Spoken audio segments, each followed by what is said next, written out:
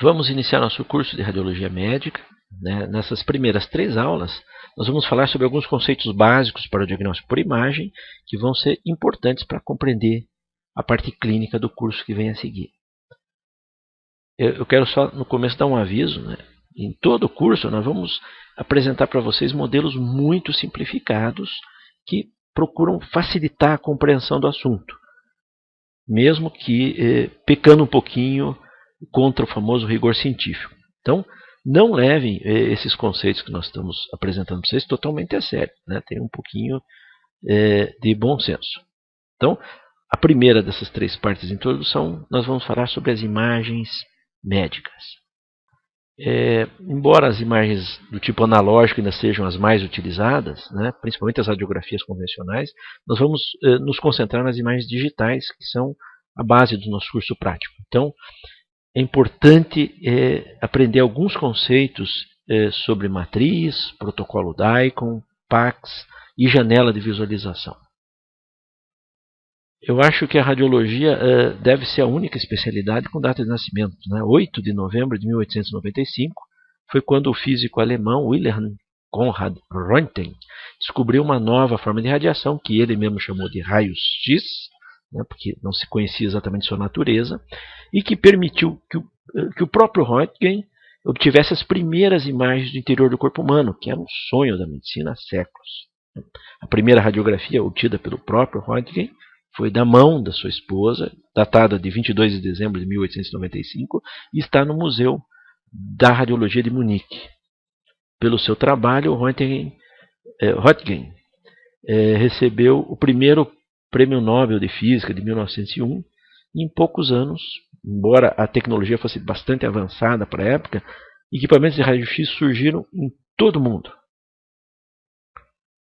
O raio-x reinou absoluto na radiologia por quase 70 anos, quando foram surgindo novas formas de imagem que ampliaram o leque diagnóstico.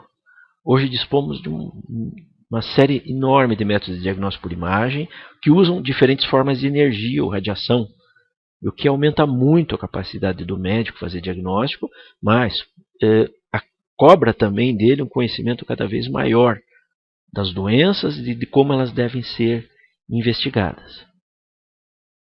Embora diferentes, todos os métodos de imagem seguem o mesmo roteiro. Alguma forma de energia é lançada contra o corpo humano, interage com o corpo humano, e essa energia modificada pela interação vai ser captada por um filme, por um ecrã, ou meio qualquer que seja sensível à radiação. E depois de captada, ela vai ser transformada numa imagem, ou seja, em luz, que é a única radiação que o nosso olho consegue perceber. E sempre o objetivo final da imagem é o olho humano. A imagem vai mostrar basicamente a anatomia de uma parte do corpo inteiro. Ou seja, os métodos de imagem servem basicamente para demonstrar alterações anatômicas causadas pelas doenças. Métodos de imagem não são muito bons para alterações funcionais. Existem técnicas melhores para as alterações funcionais. O exame deve ser analisado por um especialista que vai emitir um laudo. E o que o médico deve tentar aprender, mais do que interpretar a imagem, que é uma prática que exige um longo treinamento, é aprender a retirar desse laudo as informações mais importantes, mais relevantes para a tomada de decisão. A imagem poderá ser documentada no meio analógico, como o filme radiográfico, que nós já falamos, mas o filme tem uma série de desvantagens. Ele é caro, ele precisa ser processado, revelado, ele normalmente tem que ser guardado por períodos longos, e nessa guarda ele pode ser perdido ou se deteriorar. Se eu precisar copiar, é muito difícil, e eu sempre vou fazer as cópias perdendo informação. Então, a tendência mundial é utilizar a imagem digital. Elas podem ser armazenadas sem perda por um tempo praticamente indefinido, custo muito baixo e cada vez mais baixo. Elas podem ser replicadas e, hoje em dia, podemos até enviar as imagens a grandes distâncias para serem analisadas por outros especialistas. Vamos primeiro tentar entender como é que é uma imagem digital. né? Vamos usar essa fotografia aqui, que é uma imagem do quadro pintado por Georges Seurat, né? Seurat era um pintor impressionista, né? E como todos os impressionistas, ele estudava muito o efeito da luz sobre as pessoas, os objetos, e como isso ia afetar as suas pinturas, ou seja, as imagens que ele ia criar. Seu estilo e dos seus colegas era chamado de pontilhismo, porque ele usava não aquelas pinceladas longas, né, que os outros pintores usavam, mas formava as imagens com pequenos pontos coloridos que, olhados à distância, assim, davam a noção das formas. Vamos pegar uma pequena área desta tela e vamos ampliar. Vemos que a imagem é formada por quadradinhos, em que cada quadradinho existe uma ou mais cores. Vamos escolher mais um pedaço dessa tela e vamos ampliar mais um pouco. Vamos ver que nesse caso aqui, nessa reprodução, o que forma cada quadradinho é uma latinha de refrigerante. A imagem médica é semelhante. Veja aqui um corte sagital da coluna. Vamos escolher uma área, vamos ampliar e veremos que a imagem é composta por pequenos quadradinhos e em cada um deles há um tom de cinza. E o conjunto desses quadradinhos ou pontinhos é que forma a imagem. Então, na verdade, a imagem é uma matriz. Vocês lembram o que é a matriz, que a gente aprendeu lá no segundo grau? É um conjunto de, vamos dizer assim, casinhas ordenadas nos eixos x e y, em que, sabendo os valores das somas das diversas projeções, nós podemos calcular o valor de cada casinha que compõe a matriz. Então, as imagens são matrizes em que se atribui a cada uma dessas casinhas um tom de cinza ou uma cor, seguindo uma escala proporcional ao seu valor. De modo que as diferenças nos tons possam ser percebidas pelo olho humano, formando uma imagem. Na imagem médica, o valor de cada casinha não é aleatório, ele representa uma propriedade do tecido que está sendo estudado. Por exemplo, o mais comum deles é a densidade radiológica. As imagens digitais são matrizes muito grandes. Por exemplo, uma ressonância tem uma imagem normalmente com matriz 256 por 256, ou a tomografia frequentemente tem cada imagem com matriz 1024 por 1024, né? Ou seja, 1024 casinhas, ou 1024 pontinhos por 1024 casinhas, ou 1024 pontinhos. Na imagem médica, cada pontinho é chamado de pixel. E ele representa um pequeno volume de tecido da região que está sendo estudada, que nós vamos chamar de voxel.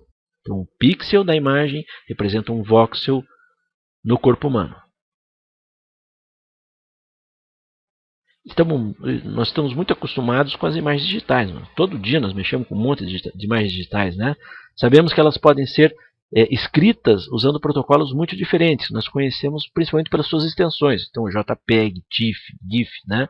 Quando você pega a imagem lá escrita, ela vai ter lá .jpeg, .tiff, .gif, que são os protocolos como elas são registradas. Né? Para que uma imagem tenha a maior quantidade de informações e possa ser utilizada por equipamentos de fabricantes os mais diferentes possíveis, se criou um protocolo específico para o uso médico. Ele é chamado de DICOM, de Digital Image in Communication in Medicine, que aparece com a extensão DCM, então .dcm.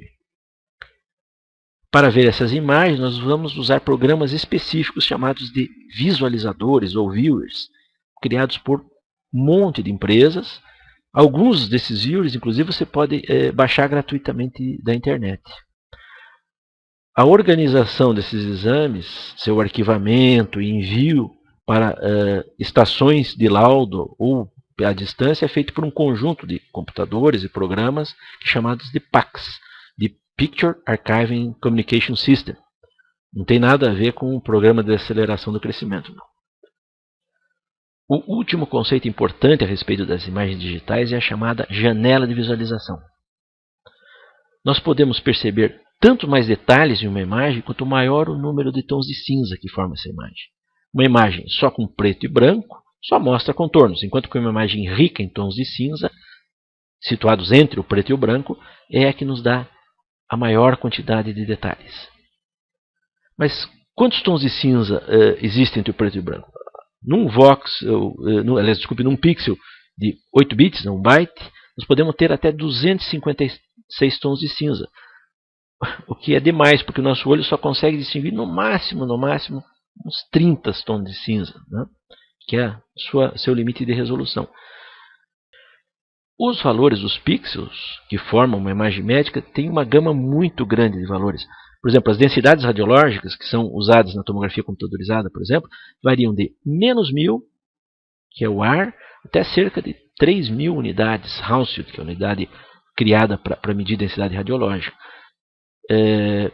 Então, se nós distribuirmos os 30 tons de cinza que o nosso olho enxerga por essas 4000 unidades, muitas estruturas diferentes do nosso corpo ficarão com o mesmo tom de cinza, ou seja, elas vão ser indistinguíveis.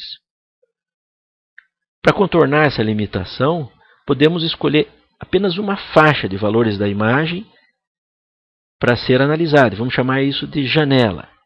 Tá? Essa janela pode ser variada à vontade em termos de largura e de centro, e eu vou distribuir os tons de cinza somente nessa janela. Ou seja, tudo que ficar abaixo do valor da janela, não importa quanto, fica preto. Tudo que ficar acima, também não importando quanto, fica branco. Um exemplo assim clássico é o do tórax, né?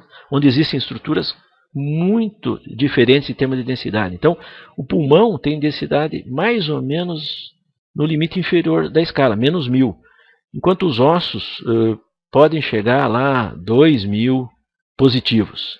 Se nós distribuirmos os tons de cinza tudo numa faixa muito ampla, por exemplo, como nessa imagem, e centrarmos essa janela no nível bastante negativo, veremos que o pulmão aparece muito, muito bem. Nós conseguimos ver os pequenos vasos, os pequenos detalhes do pulmão.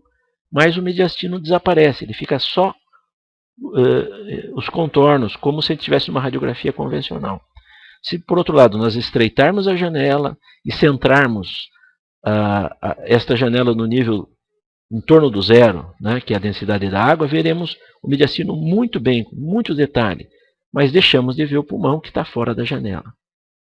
Então veja bem, essas duas imagens aqui são a mesma imagem, elas só são fotografadas com janelas diferentes, não são duas imagens diferentes.